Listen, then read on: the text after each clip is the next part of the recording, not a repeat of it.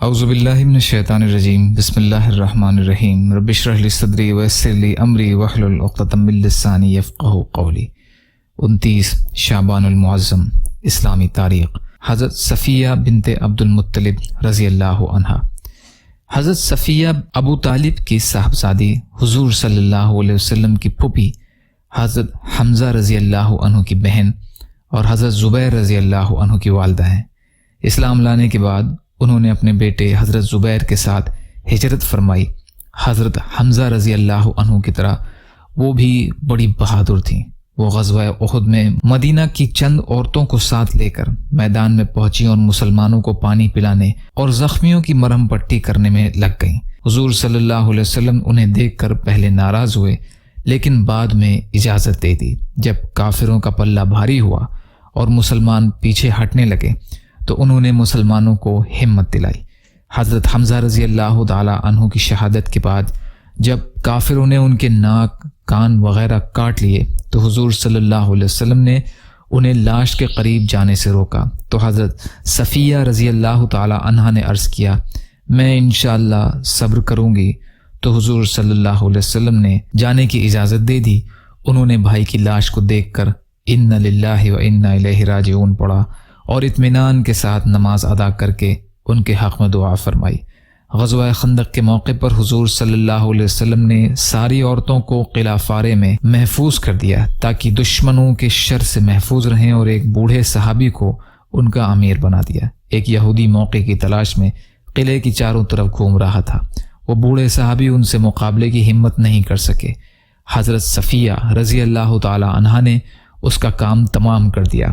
ان کی اس بہادری سے حضور صلی اللہ علیہ وسلم بہت خوش ہوئے۔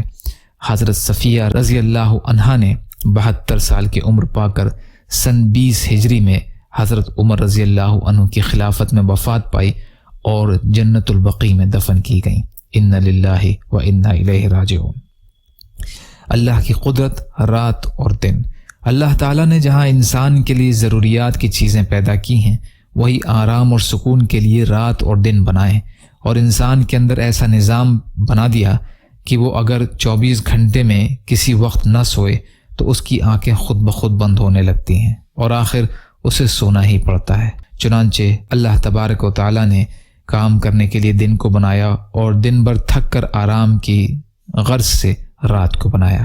اگر اللہ تعالیٰ صرف دن بناتا اور رات نہ بناتا تو انسانوں کو سکون نہیں ملتا۔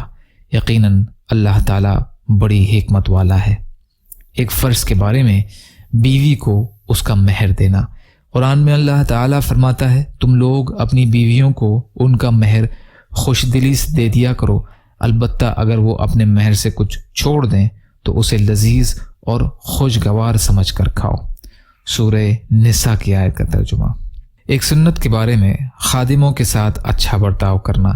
حضرت انس بن مالک رضی اللہ عنہ بیان کرتے ہیں کہ میں نے رسول کریم صلی اللہ علیہ وسلم کی 10 سال خدمت کی، لیکن آپ صلی اللہ علیہ وسلم نے مجھے کبھی اف تک نہیں کہا، اور نہ ہی کسی چیز کے بارے میں یہ فرمایا کہ تم نے ایسا کیوں کیا، اور نہ ہی ایسا کہا کہ ایسا کیوں نہیں کیا۔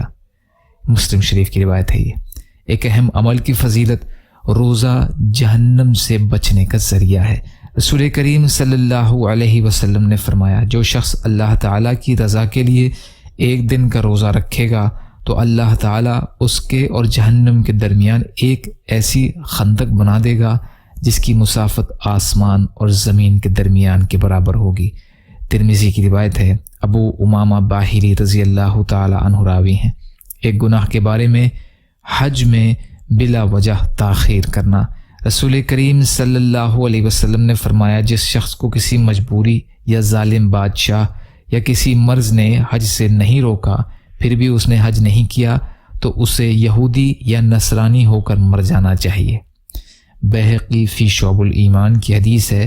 ابو امامہ رضی اللہ تعالی عنہ راوی ہیں۔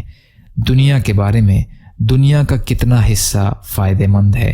رسول کریم صلی اللہ علیہ وسلم نے فرمایا، اے ابو ذر، دنیا میں سے جو حصہ آخرت کے لیے ہوگا وہ تجھے نقصان نہیں دے گا، نقصان وہ دے گا جو دنیا ہی کے لیے ہو۔ کنز الاموال کی روایت ہے۔ ابن عباس رضی اللہ تعالی عنہ راوی ہیں۔ آخرت کے بارے میں اچھے اور برے کاموں کا انجام۔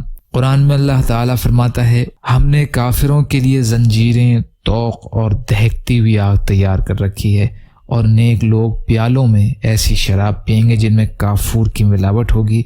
وہ ایک چشمہ ہے جسے اللہ کے خاص بندے پئیں گے، اور وہ اس چشمے کو جہاں چاہیں گے بہا کر لے جائیں گے۔ سورہ دہر کی آیتوں کا ترجمہ۔ طب نبوی سے علاج، رات کے کھانے کا فائدہ۔ رسول کریم صلی اللہ علیہ وسلم نے فرمایا رات کا کھانا مت چھوڑو، چاہے ایک مٹھی کھجور ہی کیوں نہ ہو، اس لیے کہ رات کا کھانا چھوڑنا بڑھاپا لاتا ہے۔ ابن ماجہ کی روایت ہے، جابر بن عبداللہ رضی اللہ تعالیٰ عنہ راوی ہیں۔ یا اللہ ہم سب کو کہنے سننے سے زیادہ عمل کی توفیق عطا فرما۔ یا اللہ جو مظلوم ہیں، پریشان حال ہیں، بیمار ہیں، قرض میں ہیں، بے روزگار ہیں، محتاج ہیں، ان کی مدد فرما۔ یا اللہ جو دنیا سے چلے گئے ان کی مغفرت فرما۔ یا اللہ جو بھی فیصلہ ہمارے لیے فرمائیں اس کا انجام بہتر فرما دیجیے۔ یا اللہ اپنے حلال میں سے دیجیے، اپنے حرام سے بچائیے، اپنے غیر سے بے نیاز کر دیجیے۔ یا اللہ صبر و شکر کرنے والا بنائیے، اچھی طرح عبادت کرنے والا بنائیے۔ یا اللہ آپ کے لیے ہر چیز آسان ہے، ہمارے لیے آسانیاں پیدا فرمائیے۔ رمضان کریم کا حق ادا کرنے والا بنائیے، برحمتک یا ارحم الراحمین۔ لا الہ الا اللہ محمد رسول اللہ۔ السلام علیکم۔